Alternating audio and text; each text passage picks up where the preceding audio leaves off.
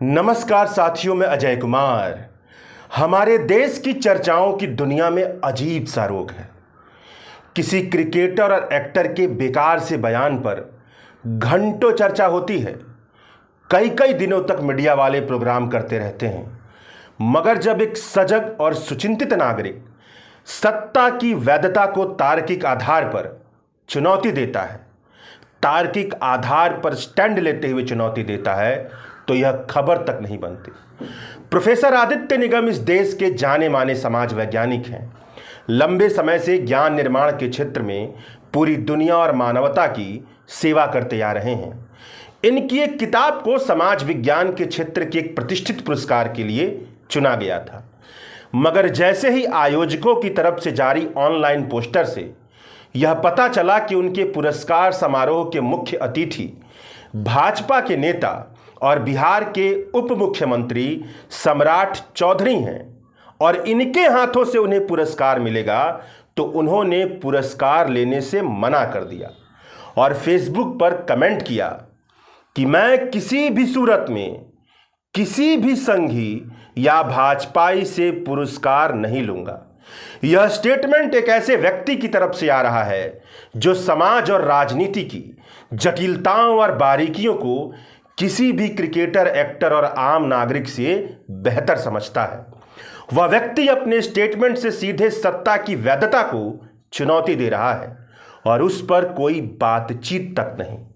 चर्चाओं की दुनिया का यही वह रोग है जो हमें फिजूल सी बहसों में फंसाए रखता है, मगर सही विचार निर्माण की बहसों से काफी दूर रखता है। जब मैंने प्रोफेसर आदित्य निगम से इस विषय पर बात की तो उन्होंने कहा कि जो पुरस्कार मुझे देने की घोषणा की गई थी वह सामाजिक विज्ञान पुरस्कार की एक नई पहल है। हिंदी में समाज विज्ञान को लेकर चर्चा और प्रोत्साहन देने की जगहें बहुत लिमिटेड हैं, सीमित हैं। इसीलिए मैंने इस पहल का स्वागत किया था। कुछ रोज पहले जब आयोजकों ने मुझसे स्वीकृति मांगी थी तो मैंने अपनी रजामंदी इसीलिए जताई थी। जब मेरे पास उनके उद्घाटन सत्र का पोस्टर आया तो मुझे यह तय करने में कोई वक्त नहीं लगा कि मुझे यह पुरस्कार किसी संघी या भाजपाई के हाथ से नहीं लेना है। यह आज की तारीख में, प्रोफेसर आदित्य निगम कहते हैं कि यह आज की तारीख में समाज पर जकड़ मजबूत करते फासीवाद को नॉर्मलाइज करने का एक तरीका है। मेरे लिए इसमें शक की कतई कोई जगह नहीं है कि आयोजकों की नीयत कुछ भी हो, समाज में या फासीवाद को वैधता देने का ही काम करेगा, लेजिटिमेट करने का काम करेगा। यह तर्क कि उप मुख्यमंत्री को उनके सरकारी ओहदे की वजह से बुलाया गया है, पार्टीगत कारणों से नहीं, मेरी नज़र में बेईमान तर्क है। यही बात मैंने आयोजकों को अपने संदेश में कही है। मोदी प्रधानमंत्री हैं और अमित शाह गृह मंत्री, मगर उससे क्या होता है? सरकारी ओहदे के नाम पर उस हकीकत पर पर्दा तो नहीं डाला जा सकता है जो आज इस मुल्क के ताने बाने को तहस नहस कर रही है। हत्यारे और बलात्कारियों को खुली छूट देने वाले निजाम के नुमाइंदों को उनके इस किरदार से अलग कैसे किया जा सकता है? इसीलिए मैंने यह फैसला लिया। यह प्रोफेसर आदित्य निगम का स्टेटमेंट है, आदित्य निगम का नजरिया है। इस नजरिए के तहत प्रोफेसर आदित्य निगम ने पुरस्कार लेने से मना कर दिया है। बड़े ध्यान से अगर आपने सुना होगा तो आपको सुनाई दे रहा होगा कि एक समाज वैज्ञानिक जो समाज के जटिल ताने बाने को बहुत अच्छी तरह से जानता है, लगातार उस पर अध्ययनरत है, वह कैसे न्याय के पक्ष में अपनी प्रतिबद्धता व्यक्त कर रहा है, इसकी गूंज आपको सुनाई दे रही होगी। उसके शब्द कह रहे हैं कि अगर मैंने पुरस्कार को भाजपा के किसी नेता या संघ के किसी व्यक्ति के हाथों स्वीकार किया तो यह फासीवाद को मान्यता देने जैसा होगा, फासीवाद को लेजिटिमेट वैधता देने जैसा होगा। यह तर्क कि व्यक्ति नहीं बल्कि सरकार का पद उन्हें पुरस्कार दे रहा है, इस तर्क को प्रोफेसर आदित्य निगम पूरी तरह से बेईमान तर्क बताते हैं। प्रोफेसर आदित्य निगम साफ तौर पर कह रहे हैं कि अगर सरकारी पद पर बैठा व्यक्ति सरकारी पद का गलत इस्तेमाल करते हुए देश के ताने बाने को तोड़ रहा है, देश की आत्मा और विचार को बर्बाद करने का काम कर रहा है, तो उस व्यक्ति से पुरस्कार लेते वक्त यह बहाना नहीं बना सकते हैं कि हमने उस व्यक्ति से पुरस्कार नहीं लिया बल्कि सरकारी पद से पुरस्कार लिया है। यह पूरी बात है प्रोफेसर आदित्य निगम की।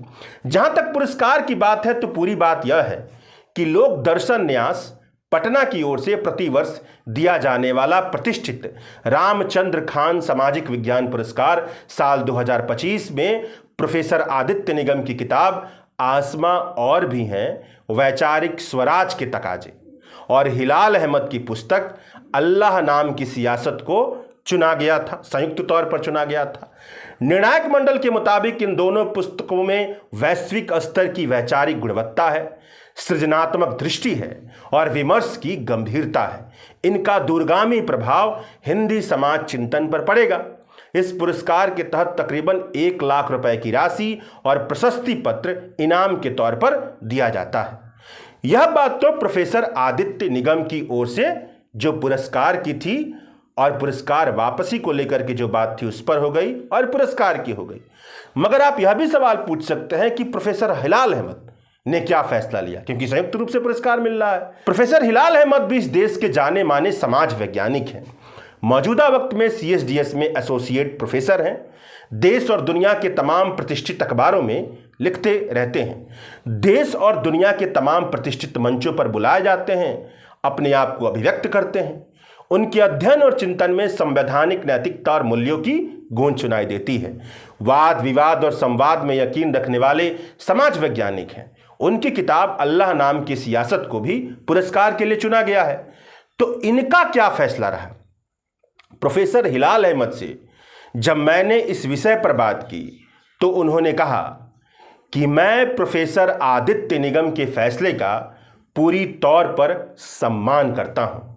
मैं अपनी बात कहूं तो पहली बात यह है कि मुझे एक पुरस्कार देने वाली संस्था ने आमंत्रित किया है। मैंने उस संस्था को यह नहीं कहा था कि वे किसे बुलाएं या किसे ना बुलाएं। किसे बुलाना है या नहीं बुलाना है यह उनका अधिकार है, मेरा नहीं।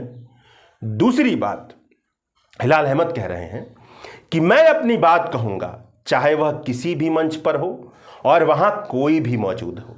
मेरे लिए यह महत्वपूर्ण नहीं कि कौन क्या कर रहा है। अगर मैं किसी मंच पर मौजूद नहीं भी हूं तब भी मैं अपनी ही बात कहूंगा, यह मेरा पोजीशन है। प्रोफेसर हिलाल अहमद कह रहे हैं। मैं प्रोफेसर आदित्य निगम के व्यक्तिगत फैसले का सम्मान करता हूं।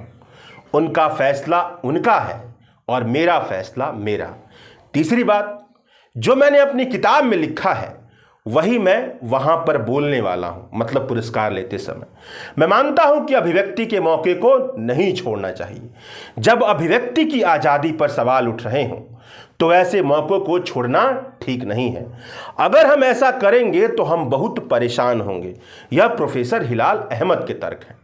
जहां तक बात रही कि इसकी पुरस्कार लेने से पुरस्कार देने वाले को वैधता मिलती है, तो जो मुझे पुरस्कार दे रहा है उसके बैकग्राउंड की जांच करना मेरा काम नहीं, प्रोफेसर हिलाल अहमद कर रहे हैं। हाँ, हम वैधता तभी देते हैं जब हम किसी व्यक्ति विशेष या संस्था विशेष की हाँ में हाँ मिलाना शुरू करते हैं। अगर मैं सिर्फ फोटो खिंचवाने तक सीमित रहता हूं तो शायद वैधता दे रहा होता, लेकिन मैं सिर्फ फोटो नहीं खिंचवा रहा, बोल भी रहा हूं। इसका कोई कैसे उपयोग करेगा इसके लिए मैं जिम्मेदार नहीं हूं।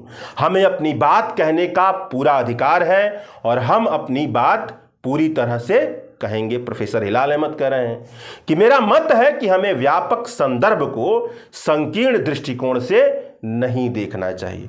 तो प्रोफेसर हिलाल अहमद की यह बात है। मतलब प्रोफेसर हिलाल अहमद यह कह रहे हैं कि वह पुरस्कार लेने जाएंगे, मगर उनकी मौजूदगी केवल फोटो खिंचवाने तक सीमित नहीं है। जो बात उन्होंने अपनी किताब में कही है वही बात वह खुल करके मंच से भी कहेंगे, भले मंच पर कोई मौजूद क्यों ना हो।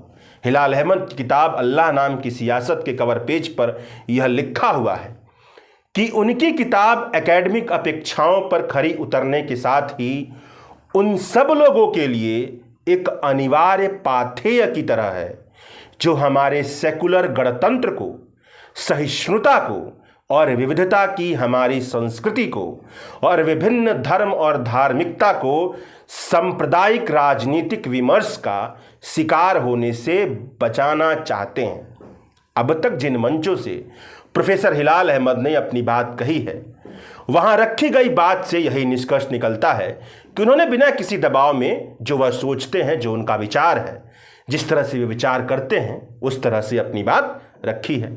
अब देखने वाली बात यह होगी कि एक वक्त CSDS जैसी प्रतिष्ठित संस्था में उन्हीं के सहकर्मी रहे प्रोफेसर आदित्य निगम की भाजपा नेता के हाथ से पुरस्कार न लेने की तार्किक घोषणा के साथ वह पुरस्कार लेते हुए क्या वक्तव्य देते हैं। कुल मिलाजुलाकर कहा जाए तो बात यह है कि इस प्रकरण में प्रोफेसर हिलाल अहमद का फैसला सम्माननीय है, तो प्रोफेसर आदित्य निगम का फैसला ज्ञान की राजनीति के साथ कदम से कदम मिलाकर चलता हुआ दिखाई दे रहा है। अपने आप में एक ऐसी कहानी बनता हुआ दिखाई दे रहा है कि प्रोफेसर आदित्य निगम ने समाज की उन प्रवृत्तियों और शक्तियों से वैधता नहीं स्वीकार की जो प्रवृत्तियां और शक्तियां समाज में गहरे भ्रष्टाचार, सांप्रदायिक नफरत और ज्ञान की राजनीति पर हमला करने वाली सबसे सशक्त प्रवृत्तियां और शक्तियां हैं। इसके बाद अब दूसरी खबर पर बात करते हैं। सुप्रीम कोर्ट ने बुलडोजर एक्शन पर जबरदस्त एक्शन लिया है। मामला यह है कि मार्च 2021 में उत्तर प्रदेश की सरकार ने प्रयागराज के एक इलाके के एक प्रोफेसर, एक वकील और 3 अन्य लोगों के घरों को गैंगस्टर अतीक अहमद से जुड़ा होने का बताकर बुलडोजर से बुलडोज करने का फैसला दिया था और बुलडोज कर दिया था। मामला इलाहाबाद हाई कोर्ट में गया। इलाहाबाद हाई कोर्ट ने सरकार की कार्रवाई को, उत्तर प्रदेश सरकार की कार्रवाई को सही माना, मगर फिर से मामला सुप्रीम कोर्ट में याचिका में तब्दील होकर गया और सुप्रीम कोर्ट के जस्टिस अभय अशोक और जस्टिस उज्जवल भुइयां की बेंच ने इलाहाबाद हाई कोर्ट के फैसले को बदल दिया है और कहा है कि कानून की उचित प्रक्रिया अपनाए बिना, ड्यू प्रोसेस ऑफ लॉ को अपनाए बिना, जैसे कि बिना नोटिस दिए किसी के घर को बुलडोजर से ढा देना, बुलडोज कर देना इलीगल, अवैध और अमानवीय है। देश में कानून का राज है। किसी के घर के छत को इस तरह से नहीं गिराया जा सकता है।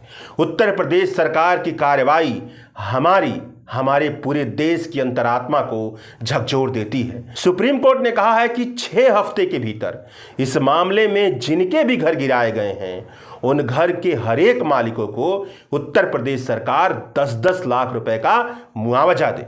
जबकि उत्तर प्रदेश के मुख्यमंत्री योगी आदित्यनाथ बुलडोजर जस्टिस के मामले में अलग ही राग में अपनी बात करते रहते हैं। योगी आदित्यनाथ कहते हैं कि सुप्रीम कोर्ट ने बुलडोजर के इस्तेमाल का समर्थन किया है और कभी भी इसकी निंदा नहीं की है। अब आप खुद सोचिए कि न्याय और सरकार की सोच के बीच कितना गहरा अंतर है। न्याय कह रहा है कि आश्रय का अधिकार संविधान का मौलिक अधिकार है, राइट टू शेल्टर आर्टिकल 21 के तहत आता है, और सरकार की यह सोच मानने के लिए तैयार नहीं है कि बुलडोजर जस्टिस का नाम लेकर अन्याय किया जा रहा है। कानून की उचित प्रक्रिया अपनाए बिना लोगों के मौलिक अधिकार छीनने की कई घटनाएं घट चुकी हैं। इसे सरकार मान नहीं रही है। शुक्रिया। द वायर के और वीडियोस देखने के लिए सब्सक्राइब करें और बेल आइकन पर क्लिक करें। स्वतंत्र पत्रकारिता की आर्थिक मदद करने के लिए डिस्क्रिप्शन में दिए गए लिंक पर जाएं और अपनी राशि चुनें।